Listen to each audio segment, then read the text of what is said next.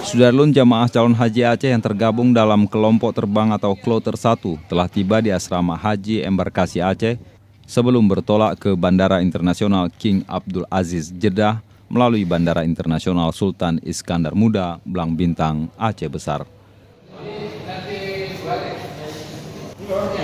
Sementara selama di asrama haji, para JCH diberi pembinaan berupa bimbingan manasik, kesehatan, keselamatan penerbangan, dan dokumen.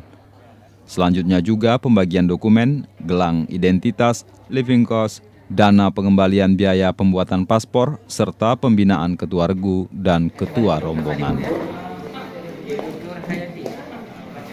Dari Banda Aceh, R.A. Karamullah, Serambion TV.